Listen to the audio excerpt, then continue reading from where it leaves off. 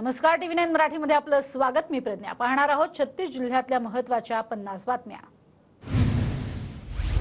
बारामतीच्या लाटे गावाजवळ झळकले शरद पवारांचे फलक. बाप तो बाप होता है, आम्ही सदैव पवार साहेबांसोबत, अशा आशयाचे फलक. भागवत कराडांनी घेतली सुनेत्रा पवार यांची भेट. लोकसभेच्या पार्श्वभूमीवर भागवत कराड आणि सुनेत्रा पवार यांची भेट महत्त्वाची. रोई 36 गावामध्ये तुतारी चिन्हासह निलेश लंके यांचे फलक. वस्तादाचा पहिला डाव, फलकावरती उल्लेख तर आगे आगे देखो होता है क्या. पत्रकारांच्या प्रश्नावर निलेश लंके यांचं सूचक विधान. मी लोकसभा निवडणूक लढावी अशी लोकांची इच्छा, सर्वांशी चर्चा करून पुढील निर्णय घेणार. निलेश लंके यांची प्रतिक्रिया. उपमुख्यमंत्री अजित पवार आज शिवतारेंच्या मतदारसंघात. पुरंदरमध्ये अजित पवारांच्या उपस्थितीत भव्य सभा आणि पक्षप्रवेश सोहळा होणार. सासवडमधील अजित पवारांच्या सभेआधी शिवतारे विरुद्ध अजित पवार यांचं पोस्टर वॉर. अजित पवारांच्या सभास्थळावरती विजय शिवतारे यांचे फलक. दोन्ही पवारांना संपवण्याचा दुर्मिळ योग. फिक्स खासदार 2024 फलकावर मजकूर. सुप्रिया सुळेंसाठी सुनंदा पवारांसह सई पवार या देखील प्रचाराच्या मैदानात. सुनंदा पवार या रोहित पवारांच्या आई तर सई पवार बहीण. इंदापूरच्या काळाशी या गावामध्ये सुनंदा आणि सई यांचा प्रचार. अमरावती लोकसभा मतदारसंघावरती आनंदराव अडसुळांचा दावा. अडसुळांना निवडून आणणारच, शिवसैनिकांकडून फलक व्हायरल. कोल्हापूरच्या जागेवरनं महायुतीमध्ये पेच वाढणार. शिवसेना खासदार संजय मंडलिक बंडाच्या तयारीत असल्याची चर्चा. उमेदवारी मिळाली नाही तर अपक्ष लढा, कार्यकर्त्यांचा आग्रह. कोल्हापूरची जागा महायुतीची जागा बदललेला असं मला वाटत नाही. मुख्यमंत्री शिंदे मंडलिक यांची समजूत काढतील. धनंजय महाडिक यांची प्रतिक्रिया. काँग्रेसचे उमरेडचे आमदार राजू पारवे महायुतीच्या वाटेवर. नागपूरमध्ये राजू पारवे यांनी घेतली उपमुख्यमंत्री देवेंद्र फडणवीसांची भेट. राजू पारवे यांनी मतदारसंघातील कामांसंदर्भात फडणवीसांची भेट घेतली. राजू पारवे फडणवीसांच्या भेटीवर विरोधी पक्षनेते विजय वडेट्टीवार यांची प्रतिक्रिया. कोल्हापुरात शाहू महाराजांच्या प्रचारासाठी संभाजीराजे मैदानात. संभाजीराजेंकडून कोल्हापुरातल्या आजरा चंदगडमध्ये भेटीगाठी. शाहू महाराजांच्या उमेदवारीच्या अधिकृत घोषणेआधीच प्रचार. यशवंत सेनेकडून बाळासाहेब दोडतले यांना बीड लोकसभेची उमेदवारी जाहीर. पंकजा मुंडे यांना थेट आव्हान. राज्यातील सर्वच लोकसभा मतदारसंघात यशवंत सेना उमेदवार देणार. खासदार उदयनराजे भोसले यांची उमेदवारी जाहीर न झाल्यामुळे साताऱ्यातील शिवतीर्थवरती मराठा आंदोलक एकवटले. उदयनराजेंनी स्वबळावरती उमेदवारी लढवावी, मराठा आंदोलकांची मागणी. अमरावतीत रवी राणांच्या युवा स्वाभिमान पक्षाचा उद्या कार्यकर्ता मेळावा. दिशा ठरणार. तर उद्याच्या मेळाव्याच्या पार्श्वभूमीवर पोस्ट व्हायरल. लोकसभेच्या पार्श्वभूमीवर राणा दाम्पत्याच्या भूमिकेकडे लक्ष. पूर्व विदर्भात शिवसेनेला एकही जागा मिळाली नाही तर ठाकरे गट आणि आमच्यात फरक काय. शिवसेना आमदार नरेंद्र बांडेकर यांचं वक्तव्य. तर रामटेकची जागा आमच्या हक्काची, बोंडेकर यांचा दावा. केंद्रीय मंत्री भागवत कराड बारामती लोकसभा मतदारसंघाच्या दौऱ्यावर. भागवत कराड यांनी पुरंदरमध्ये माजी मंत्री दादा जाधवराव यांची घेतली भेट. लोकसभा निवडणुकीच्या पार्श्वभूमीवर भेटीला महत्त्व. सोलापूरच्या पेनूरमध्ये आमदार प्रणिती शिंदे यांनी मराठा आंदोलकांना मुख्यमंत्र्यांचे फलक काढायला लावले. प्रणिती शिंदेंच्या मागणीनंतर मराठा आंदोलकांनी चरणराज चौरे यांनी लावलेले फलक काढले. जळगावमध्ये रक्षा खडसे यांना तिसऱ्यांदा उमेदवारी जाहीर झाल्यानंतर कार्यकर्त्यांकडून शुभेच्छांचा वर्षाव. प्रचाराची रणनीती. गिरीश महाजन यांना भेटल्यानंतर आखडा. रक्षा खडसे यांची प्रतिक्रिया. धुळे लोकसभा मतदारसंघातनं एमआयएमसह कोणत्याही पक्षानं उमेदवार दिले तर आम्हाला चिंता नाही.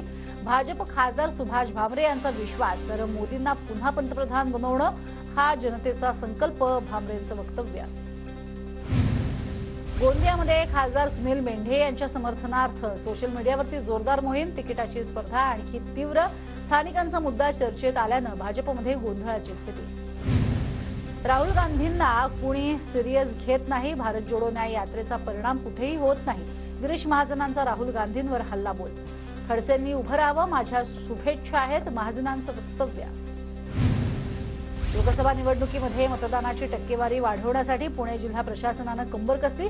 पुण्यासह मावळ, बारामती, शिरूर लोकसभा मतदारसंघात 7000 मतदान केंद्रनिहाय जनजागृती गट स्थापन. अमरावतीच्या जिल्हाधिकारी कार्यालयावरती 9 दिवसांपासून प्रकल्पग्रस्त वृद्ध शेतकऱ्यांचं आमरण उपोषण, 50च्या वर शेतकऱ्यांचं जलत्याग आंदोलन सुरू, तर जवळपास 25 वृद्ध शेतकऱ्यांची तब्येत उपोषणानं खालावली। साताऱ्याच्या कोरेगाव शहरामध्ये 142 कोटी रुपयांच्या विकास कामांचा शुभारंभ, आमदार महेश शिंदेंकडून लोकसभेच्या पार्श्वभूमीवर विकास कामांचा धडाका। जालन्यामधील काँग्रेस कमिटीचे सरचिटणीस संजय लाखे यांचा ठाकरे गटात पक्षप्रवेश, उद्धव ठाकरेंच्या उपस्थितीत मातोश्रीवर जाहीर पक्षप्रवेश।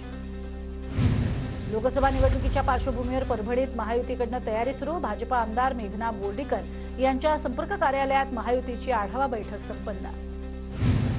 एसटी बसमध्ये प्रवाशांच्या जीवाशी खेळ सुरूच, जळगावच्या दिशेने जाणाऱ्या एसटी बसचं स्टीअरिंग मद्यधुंद चालकाच्या हाती, बस चालकाला पोलिसांनी घेतलं ताब्यात। परभणी शहरामध्ये वारंवार विद्युत पुरवठा खंडित, संतप्त नागरिकांचा महावितरणच्या अभियंत्यांना घेराव। परभणीच्या जिंतूर तालुक्यामध्ये आसोला गावच्या रस्त्याची दुरवस्था, खराब रस्त्यांमुळे एसटी सेवा बंद, नागरिकांची पायपीट, रस्ता दुरुस्त करण्यासाठी ग्रामस्थांची मागणी। परभणीच्या पूर्णामध्ये रेल्वे पुलाचं काम कित्येक वर्षांपासून संथ गतीनं, पर्यायी रस्त्यावरनं वाहन चालकांचा जीवघेणा प्रवास। नांदेड जिल्ह्यातील 3 मंडळ दुष्काळ सदृश जाहीर, घुंगराळा, नांदेड आणि दिग्रज या मंडळामध्ये जून ते सप्टेंबरमध्ये 750 मिलीमीटरपेक्षा जास्त पाऊस, जिल्हाधिकाऱ्यांकडून दुष्काळी सवलती लागू। लातूरच्या औसा तालुक्यामध्ये पाणी टंचाईची परिस्थिती, तालुक्यामधील 18 विहिरींचं अधिग्रहण, तर लांबजाना आणि खेरोसामध्ये टँकरनं पाणी पुरवठा। बोदवड कृषी बाजार समितीमध्ये लिलाव सुरू करा, अन्यथा बाजार समितीला टाळं ठोकणार, आमदार चंद्रकांत पाटील यांचा इशारा।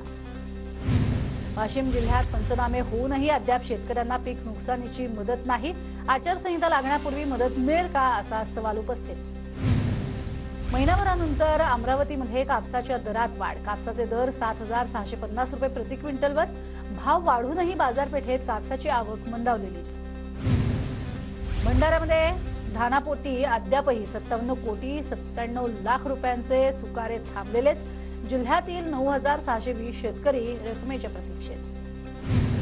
भंडारा जिल्ह्यातल्या कोथुर्णा परिसरामध्ये गेल्या आठवड्याभरात मोठ्या प्रमाणात पाळीव प्राण्यांचा मृत्यू, पशुपालक हवालदिल, नुकसान भरपाईची मागणी। गोंदियामध्ये माठांची मोठ्या प्रमाणात आवक, तापमानात वाढ झाल्यानं नागरिकांची माठाला पसंती।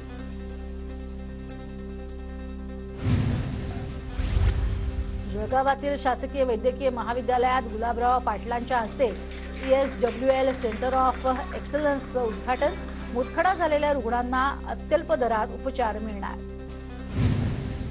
दिव्यांगांच्या मागणीसाठी मोतीसिंग राठोड यांचं आमरण उपोषण सुरू, 5 दिवसांपासून जिल्हाधिकारी कार्यालयासमोर उपोषण, बीज भांडवल योजनेअंतर्गत कर्ज तात्काळ मंजूर करण्याची मागणी। आणि महाराष्ट्रात तापमानात मोठी वाढ, मात्र कोकण, मध्य महाराष्ट्र, मराठवाडा आणि विदर्भात 4 दिवस ढगाळ वातावरण राहणार।